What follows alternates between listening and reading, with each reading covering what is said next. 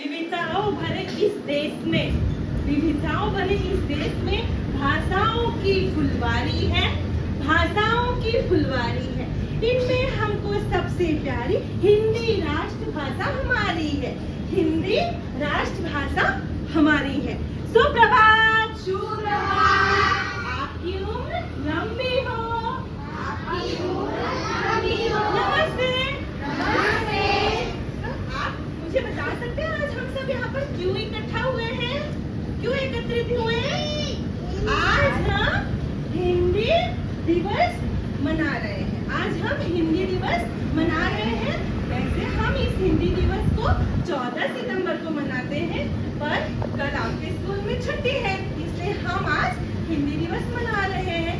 तो आप सभी को हिंदी दिवस की ढेरों शुभकामनाएं। आप सभी को हिंदी दिवस की शुभकामनाएं।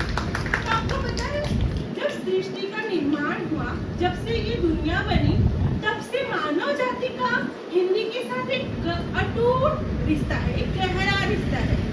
और मानव जाति का भाषा के साथ एक गहरा रिश्ता है, और उसमें जो हम भारतवासी है ना, उनका हिंदी के साथ बहुत अटूट रिश्ता है।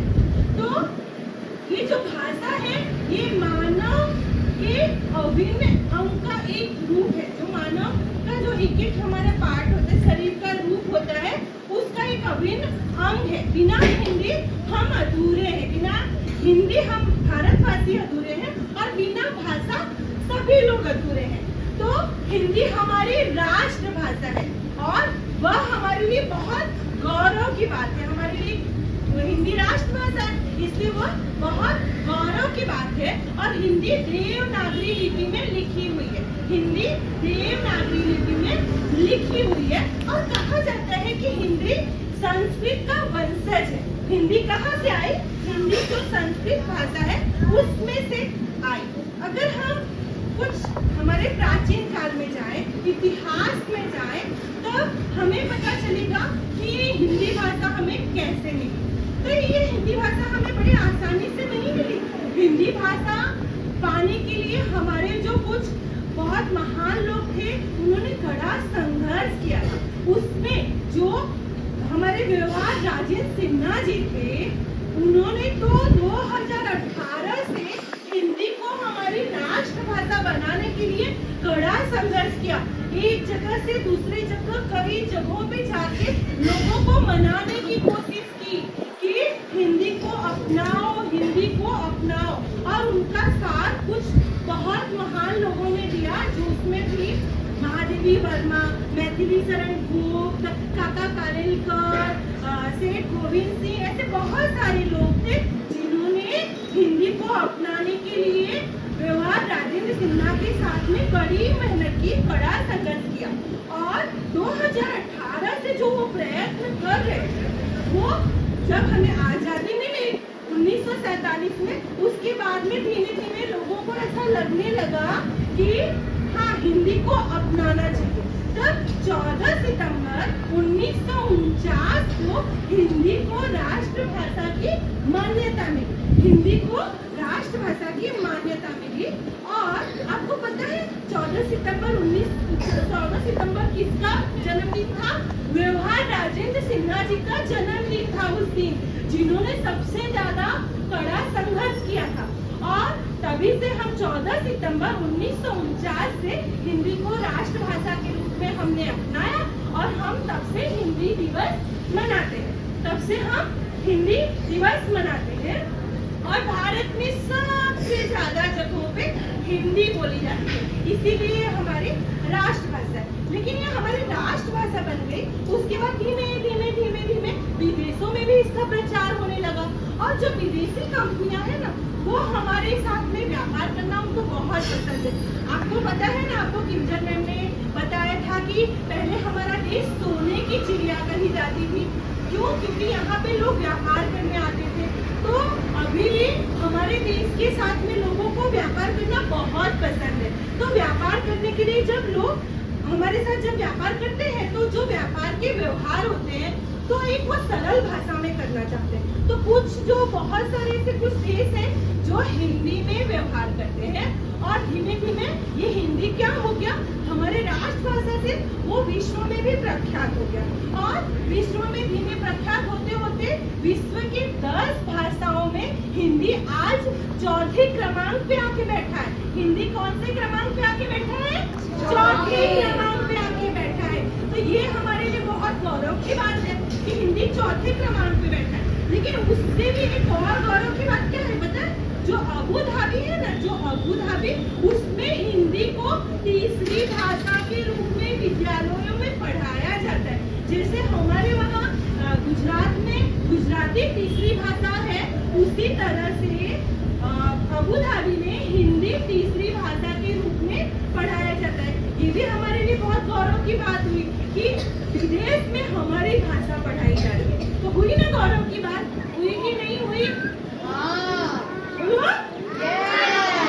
फिर उसके बाद में आपको पता है भारत में हमारे 29 राज्य हैं। 29 राज्य हैं तो सब जगह अलग अलग भाषा, कहीं तमिल है, कहीं कन्नड़ है, कहीं बंगाली है, कहीं गुजराती है, कहीं मराठी है, कहीं उड़िया है, ऐसे सब जगह अलग अलग भाषा है। तो क्या हम सारी भाषा हमें आती है? आती है ना? नहीं आती है। तो एक हिंदी मात्र ऐसी भाषा है जो भारत के आप किसी भी कोने में चले जाएंगे तो आपको हिंदी सुनने को मिलेगी ही मिलेगी और आप लोगों से हिंदी में बातचीत करके अपने कार्य को कर सकते हैं, जिससे आपको वो एक सरल कार्य करने में मतलब आसानी होगी। अगर आपको हिंदी नहीं आएगी तो फिर आप दूसरी जगह पर जब जाएंगे तो फिर आपको बहुत ही मुश्किलों का सामना करना पड़ेगा। इसीलिए हिंदी हमारी राष्ट्रभाषा है और हम सबको आनी चाहिए। तो आपको पता है 14 सितंबर 1949 को जब हिंदी दिवस के रूप में और राष्ट्रभाषा के रूप में घोषित हुआ, तब से सरकारी कार्यालयों में, संगठनों में, अनेक संस्थाओं में, स्कूलों में, विद्यालयों में ऐसे उच्च स्तरों के जो विद्यालय होते हैं जहाँ पे शिक्षा होती है, वहाँ पे जगह जगह पे बहुत सारे कार्यक्रम होते हैं, बहुत सारी प्रतियोगिताएं होती है, कवि सम्मेलन होता है, ऐसे बहुत सारे प्रोग्राम होते हैं हिंदी में। क्यों? क्योंकि हिंदी का प्रचार और प्रसार करने के लिए, हिंदी का ज्यादा से ज्यादा प्रचार हो और ज्यादा से ज्यादा प्रसार हो, जिससे हिंदी जो चौथे क्रमांक पे आज हमारी विश्व में चौथे क्रमांक पे है, उसको प्रथम दर्जा मिले। इसीलिए हमें हिंदी को बहुत ज्यादा बढ़ावा देना है, जिससे जब वो हिंदी चौथे से प्रथम क्रमांक पे आ जाएगा तो वो दिन हमारे लिए बहुत ज्यादा गौरवपूर्ण का दिन होगा। इसलिए हम भी हिंदी को हमेशा अपनी भाषा में अपनाएंगे। ज्यादा से ज्यादा हिंदी को, आप इंग्लिश मीडियम में पढ़ रहे हो वो अच्छी बात है, पर हिंदी भी आपकी राष्ट्रभाषा है तो वो भी आपको आना चाहिए, तो उस पर भी आपको ध्यान देना है। तो हिंदी क्या है? हिंदी भारत का गौरव है। हिंदी क्या है? हिंदी भारत का गौरव है। हिंदी भविष्य की आशा है। हिंदी भविष्य की आशा है। हिंदी हर दिल की धड़कन है। हिंदी जन जन की भाषा है। इसे कबीर ने अपनाया, इसे मीराबाई ने सजाया। इसे कबीर ने अपनाया, इसे मीराबाई ने सजाया। इसे आजादी के दीवानों ने भी अपनाया। जो आजादी के लोग थे जैसे गांधी जी, जवाहरलाल नेहरू, वो सब लोग भी हिंदी का ही उपयोग करते थे अपनी लाइफ में, तो उन्होंने भी अपनाया। तो हिंदी क्या है? हिंदी हर जन जन की वाणी को हिंदी ने तराशा है। जो हम लोग हैं उन्होंने हिंदी को तराशा है। तो हिंदी हमारे देश की गौरव है। हिंदी भविष्य की आशा है। तो हिंदी से हम हैं, हिंदी से हम हैं और हिंदी से हिंदुस्तान है। हिंदी से हम हैं और हिंदी से हिंदुस्तान। तो आपको पता है, ये तो आपको हिंदी का हुआ। अब हिंदी सीखने के लिए आपको क्या करना है? तो हिंदी सीखने के लिए आपको जो हमारा ये स्वर है, जो हमारे ये 13 स्वर है और यहाँ पर हमारे 36 व्यंजन है, वो आपको आना जरूरी है। और आपको स्वर आ जाएगा और अगर व्यंजन नहीं आएगा तो भी हिंदी अधूरा है, और अगर व्यंजन आ जाएगा, स्वर नहीं आएगा तो भी हिंदी अधूरा है। व्यंजन के साथ जब आप स्वर जोड़ेंगे तभी ही आप मात्राओं का उपयोग कर सकते हैं। वरना अगर आप का माँ ना वो ठीक है बिना मात्रा के पढ़ सकते हैं, लेकिन अगर आपको पढ़ना है कैलाश तो आपको मात्रा लगानी पड़ेगी और मात्रा के लिए स्वर का उपयोग करना पड़ेगा। तो स्वर और व्यंजन दोनों मिलाकर के हिंदी बनते हैं।